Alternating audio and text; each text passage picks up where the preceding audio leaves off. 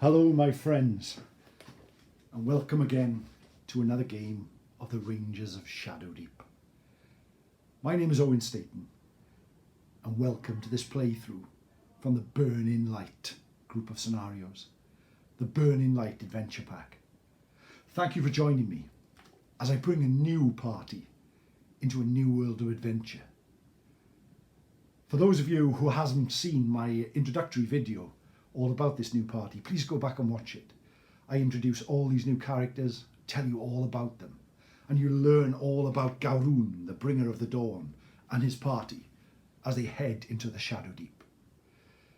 As they walk out of the mountains, as they try to hold back the dark. The stairway is where they're from, a place where primitive tribes lived in peace. But now, as the Shadowdeep deepens, they move inside. Their first adventure will happen here tonight in front of you. You'll get to see exactly what happens. As you can see, the board has been set up using the WizKids dungeons. And here I have just a few gems here representing points of interest on the board. One of the walls is coming up out of the floor here. We'll just leave it like that. I hope you can ignore it. My party is set up. The adventure that we're going to do, the scenario that we've chosen to do, at the start of Burning Light, you're given three choices. The one we have chosen is the Gatehouse. Again, I've done an introductory talk all about Burning Light, how we enter the convent, how we are going out to find a treasure. Please go back and look at that. This is the first adventure. I'll just read you out the preamble, just so you can know exactly what we are doing. We had three choices. We could have entered as we entered the convent, we could have entered the library, the gatehouse, or the ruined chapel of the convent of Saint Emilia. Here we are looking for an artifact known as the decanter of Saint Emilia, the decanter of Burning Light. Will we find it tonight? I don't know. I chose this one and set up my WizKids dungeon. This is one entrance. There's a doorway here, there's a doorway here, and a doorway leaving the board there. So who knows where our party will go? I can just imagine Garoon and his companions making their way up a winding path until they come to the convent. The snow falls thickly, the mist drops like a blanket, but far away they could see the towers of the convent stretch into the sky. Quickly, and trying to hide their tracks as best they could, they made their way across the open ground before reaching the chapel.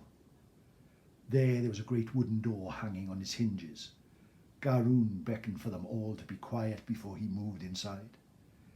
Then they stepped into the doorway, into the blackness of the chapel. They lit their torches as they entered the great gatehouse. Tattered banners and tapestries hang from the wall. The ground beneath them seems to crumble and rot as they step inside.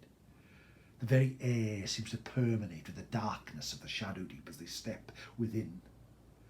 And here they enter. I have a special roll to make at the start of the adventure as they step inside the gatehouse. I must roll a d20, a stealth check, to see how they do. A tracking roll. Chi-Chi is our tracker. Chi-Chi. He will try stealth. He is the small monkey. It's a bad roll. The ape swings inside, creaking the door open as he beckons his followers. As he fails the roll, the ogre who is in here is set up in the middle of the table.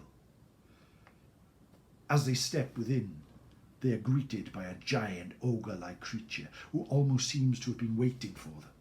This is where our adventurers, this is where our companions, this is where the bringer of the dawn will face his first test. It is now the first turn. Turn is on 1. Okay, Garoon, our ranger, goes first. He is born from very courage itself. He is a chosen one from the ancient tribes. So his first thought is to strike a blow against the Shadowdeep. And using his 6-inch move, he rushes forward to fight against the ogre.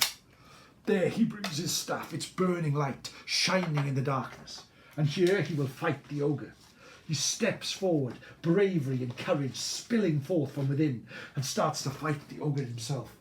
Garoon has a fight of +4, meaning he gets +4 to the white dice when I roll it, and the ogre has a fight of +3, so it's a very evenly matched battle. Here they go.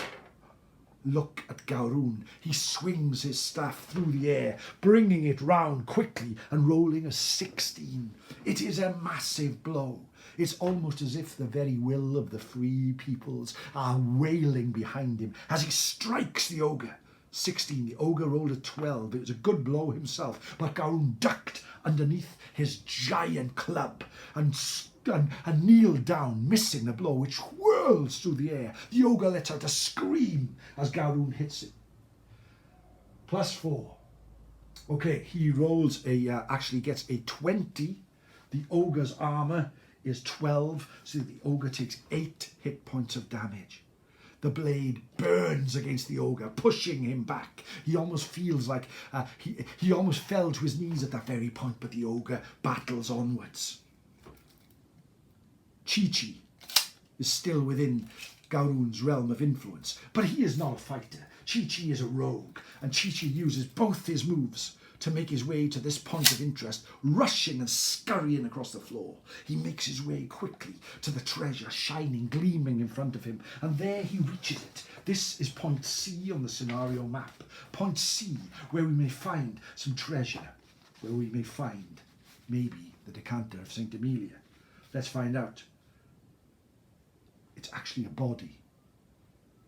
What Chi-Chi just thought was a pile of rags in the corner turns around to be a body. This body appears different to the other two. As he looks around, he sees the other two items, piles on the floor of the gatehouse, are all bodies. Horror grips him. His hair, his fur stands on end. The body appears different from the other two. In fact, on closer examination, you recognise the livery as that of a Laurentian royal messenger. Make a perception roll, target number 8. If successful, see note 472. Chi-Chi has not started well, has he? He is not successful. With a look of horror, he steps back from the body. Calls to his companions. Fear in his very voice. Now is the move of the ogre. He's not used to being beaten. He's not used to having to fight a foe that is very equal. So even though he is wounded down to 6 health points, he steps forward and brings his club around to hit at the bringer of the dawn. Let's see what happens, my friend. White dice is our man. The other dice is the ogre.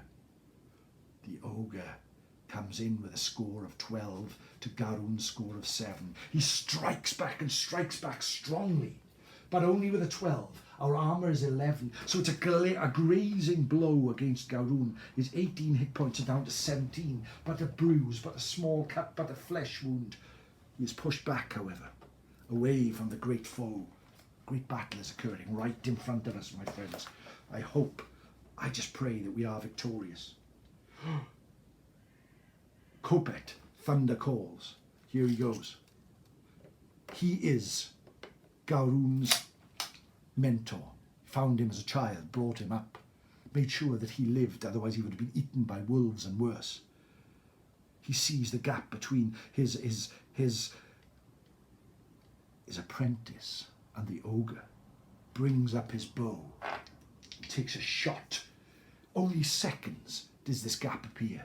Only here is this shot to be made, but thunder calls, brings up his shoot of +2, fires with a 10. 12. That's a shot that hits the ogre.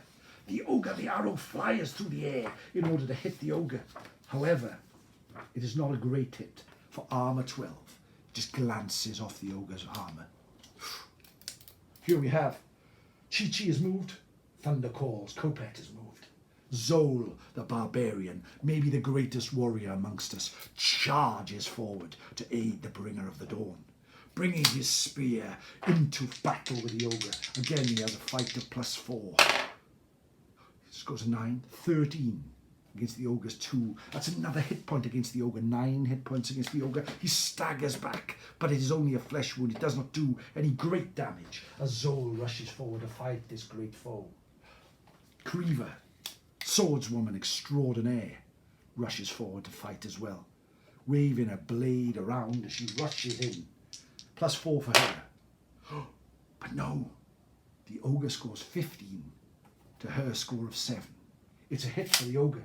Her armour is 11. She takes 4 hit points of damage as the ogre...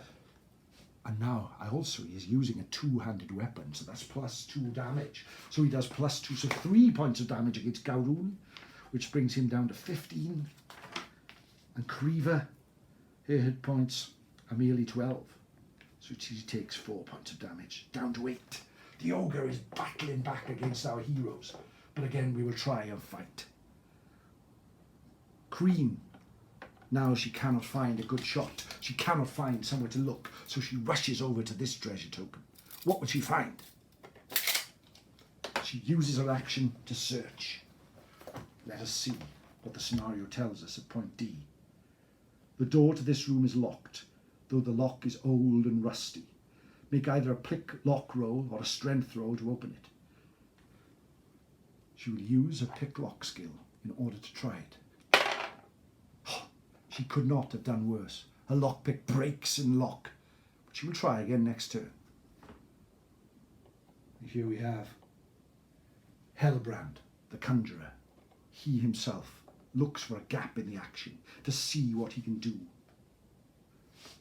That, my friends, brings us to the event phase of this turn. So I draw a card. It's red 5 standing by. A dead body that had been lying unnoticed on the floor suddenly animates and attacks the heroes. Place a zombie in a randomly determined corner of the main area of the table. 1, 2, 3, 4. Ha! I roll a 6. 5, 6. The zombie rises up. What they thought was just a pile of rags in the corner is now a zombie. We have 2 enemies on the board. This gatehouse seems far more dangerous than what we first realised. Turn 2. Excellent. Gowroon, the bringer of the dawn. His way almost seems blocked by his followers, who he knows are trying to protect him. However, he feels that he can help out. He feels he can offer support, so brings himself around here in order to fight the ogre. Now he can fight with +2 support from the swordswoman, Creever, as she battles against the ogre. He rushes in at the side there, so we have +6 to our roll. The ogre is +3. But the ogre is a mighty foe indeed and rolls a 19. To Gowroon's +6 is only 9. The ogre scores 22. That is a big hit. Gowroon's armour takes some of the blow. He has an armour of 11. But it's knocked down to but 4 hit points. That's all he has remaining. That is a big blow. Will the bringer of the dawn even live to see the dawn? I don't know. But let us find out. He staggers back. But his 2 companions are still in there, are still willing to do battle with this ogre. Zol, the barbarian, has a fight to +4. Here he goes.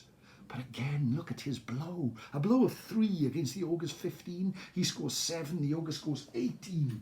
Zol's armour is 11. He takes 7 hit points of damage. He starts on 14. He is hit down to 7. And staggers back, leaving Creever the swordswoman to fight alone against this warrior. To fight alone against this beast of the Shadowdeep. What can she do with a blade? +4, ogre +3. She scores a 10. 14 against the ogre's 12. The ogre's armour is 11. He takes 3 hit points of damage. The ogre is down to 5 as he staggers back. 5 hits. A good blow. Under the arm, her blade rises up, hitting the ogre. Right. Now then, it is the ogre's turn, as our 2 closest warriors have fought. But also the turn of this skeleton, or this zombie, as he is.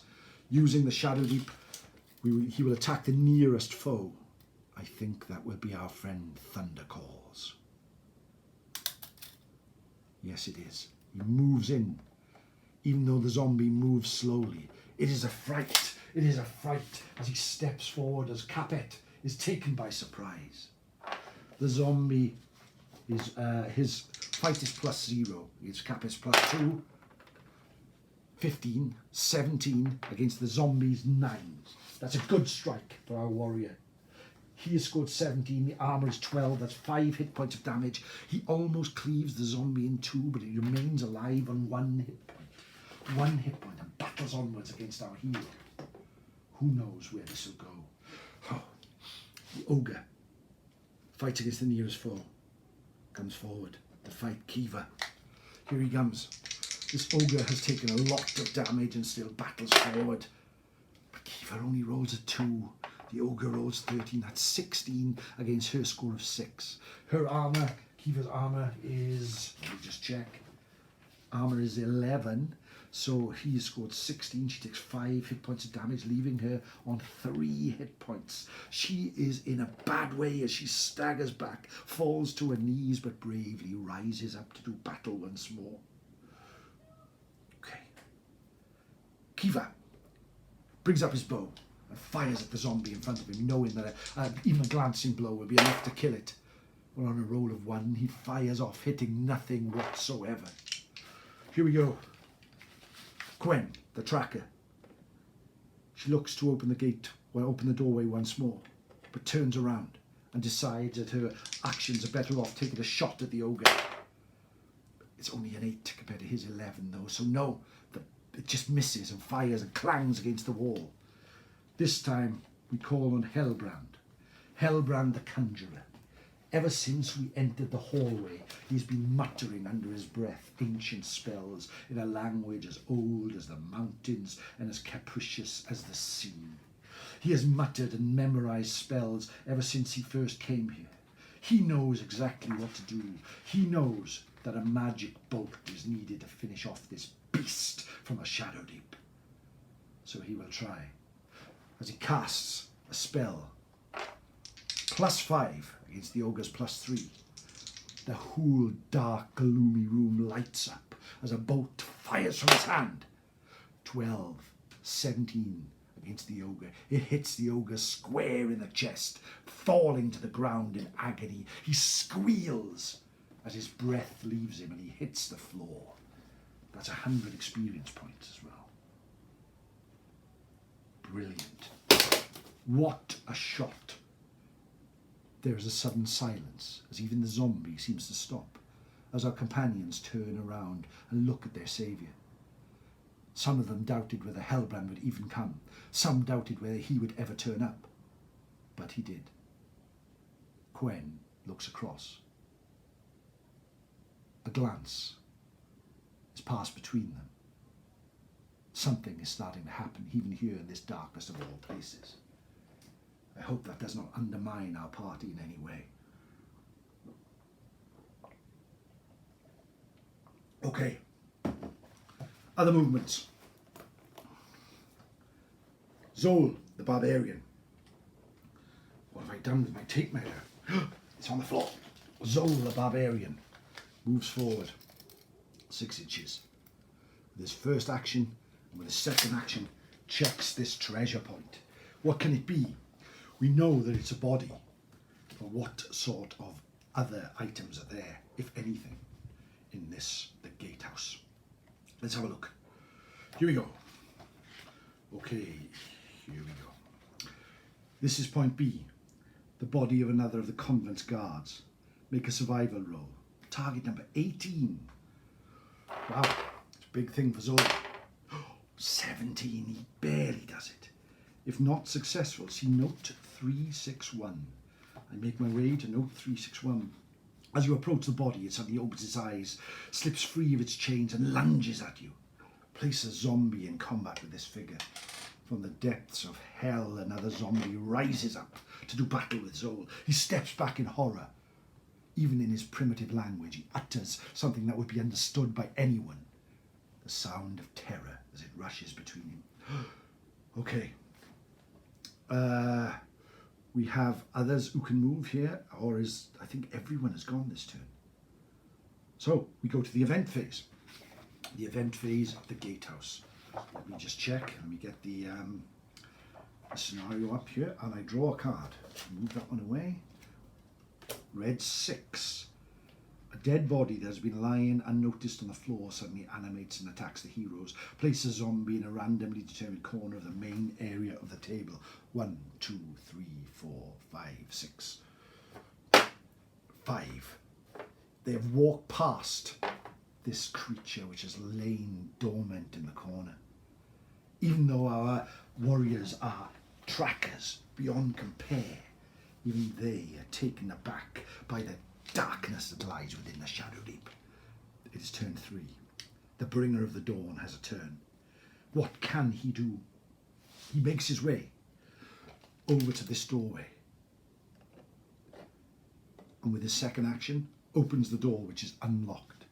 It creaks open as he steps inside to the other side of the door.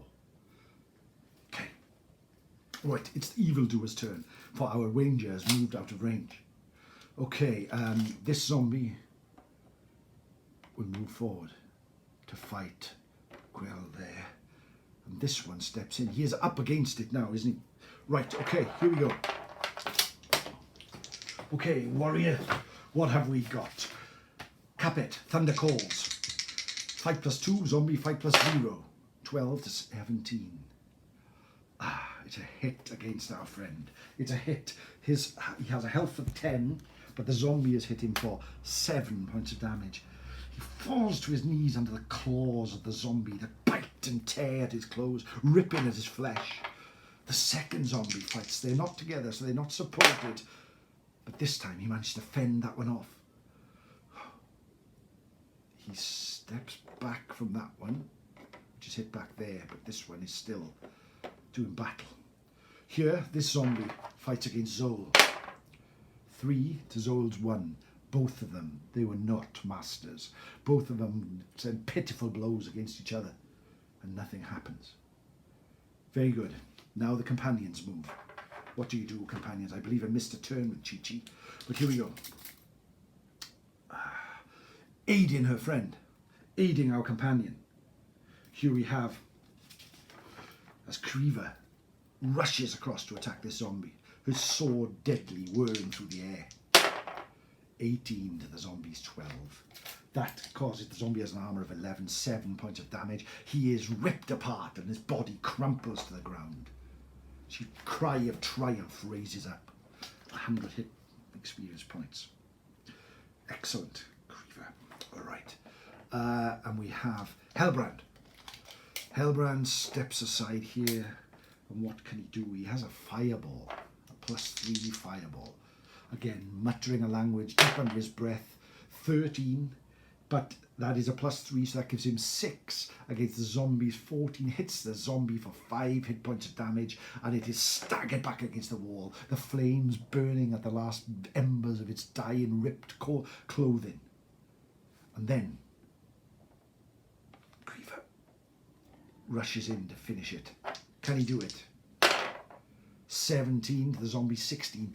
Both of them swing skillful shots against each other, but that is enough. The zombie falls to the ground, dead once more. Okay, and Zol, he steps in to do battle here. Can he now clear the area of the villainous denizens of the Shadowdeep? Yes, he can. Look at that. 14 + 4 is 18. Hits the zombie for 7 points of damage. It clatters to the ground once more. Right. Here we have Quen the tracker. We'll try once more to open the door. Target number is 12. This time she manages to pick the lock, which opens, and with a second action, she steps inside this other room filled with darkness. Let's see. Okay. Right. It is now time for another card in the event phase. It's the ace, the red ace. A small cloud of insects explodes out of a heap of rubbish and swarms around the room. Every hero must take a will roll, target number 12, or miss its next activation. 1. He's okay. 2. Misses his next activation. I'll turn him back that way. Misses her activation that way. Misses his activation that way. Oh, I'll roll that again. Oh, he's okay. Misses his activation. Misses her activation. The room seems to fill with a swarm of insects that rise out of the rotted floorboards within. Creever walked upon them. All of a sudden, only Zol, Hellbrand, get to move. Right, it's their turn. What do they do? What shall we do? This has been explored. Hellbrand makes his way over towards this item on the floor. What will he find? There's not time to reach there, but Zol has. He moves towards it, looks at target number letter A. The body dangling in this chain is dressed as one of the guards of the convent. Make a perception roll, target number 12. Here he tries. No. Unfortunately, our barbarian is not very perceptive. He just sees the body of a guard. It is time. We have no enemies, so it's the event phase. Number 4. A set of chains dangling from the ceiling suddenly lashes out and snatches one of the heroes from the floor. Select a random hero on the table. That figure must make an immediate move roll, target number 20, or be bound by the chains. 1, 2, 3, 4, 5, 6. They're all in this room. Target number 20. Unfortunately, as she looses the insects, the chains snap her up and she hangs from the ceiling. Once bound, the figure may make one attempt each turn. Strength roll 20 to escape. Gets +4 for every friendly figure that's adjacent. Otherwise, it means you're bound until the end of the scenario. Ah, no. Creever is hanging from the ceiling as all our enemies look around. But hopefully we can succeed. Hopefully we will find what it is to find as we go to turn 4. Garoon, bringer of the dawn, moves forward. Here is a treasure token. This is what we will find best in this area. This is what we will look at. Let's have a look. I go to the treasure tokens. All right, okay. Each figure, the scenario calls for some, so I believe we roll on a random table to see what treasures lie within the gatehouse, next to that old ancient throne that was deep underground, deep here in the area. Let's see what we have. Excuse me as I turn the pages of the book. Like some ancient learned figure, I make my way through here, trying to find the treasure table. Here we have it, okay. It's a D20. It's a 7. A herb or a potion. It's another D20. What does Garoon, the bringer of the dawn, find? A potion of Wraithwalk. What does that do? Potion of Wraithwalk. A figure that drinks this potion can move through terrain as though it was not there. The ability lasts for 1 turn after the potion is drunk. Okay, we have a bit of treasure, my friends. Potion of Wraithwalk. Potion of Wraithwalk. I like that. Okay. Very good. Next turn. Okay. All our heroes, apart from Creever, can now enter. Garoon makes his way in here. There's nothing in this room. Nothing whatsoever. Everyone comes back. The room has been totally explored. Zol makes his way to the room at the far end. I believe he'll have to make a test to try and open that door to see if we can move onwards. Let's have a look. Zol, what do you need to do, my friend? What do you need to do? Nothing. My friends, the bringer of the dawn may well bring a dawn to the darkness that is the Shadowdeep. This scenario has been cleared. This adventure has been completed. All evildoers from this area have been vanquished. With a creak of the gatehouse doors, our heroes make their way out of this haunted, decrepit building and further into the sanctuary that was once the convent of St. Emilia, in search of the decanter of St. Emilia. Our heroes, deep within the Shadowdeep, move forth to another adventure. What they will find, we do not know. But join me here, and we will find out. Thank you very much for your company, everyone. It is the hottest day of the year as I sit here playing this. Sweat running down my back. But as those zombies reached up, even a chill went down my spine. I hope you enjoyed. I've enjoyed. And believe it or not, I've been victorious. Before I finish, all the adventurers here are from Lucid Eye or our Frostgrave figures. Some of the zombies I used were skeletons made by Wargames Foundry. The ogre was a Otherworld Miniatures bugbear. This is an ancient Sauron's throne that was made by Citadel many years ago when the world and I were young. And this is a WizKids dungeon pack. This is a Games Workshop tile. And yeah, there we have it. That's what I used. I hope you enjoyed. Please subscribe, like the channel. I also have a storytelling channel called Time Between Times Storytelling. If you wish to listen to me telling tales about myths and legends and ghost stories, please have a look at that. And Time Between Times also has a podcast now. So look at Time Between Times wherever you find your podcasts, and hopefully you will find something that you will like. In the meantime, diolch yn fawr, thank you for joining me. I've been Owen Staton, and I will see you very much soon here in the depths of the Shadowdeep.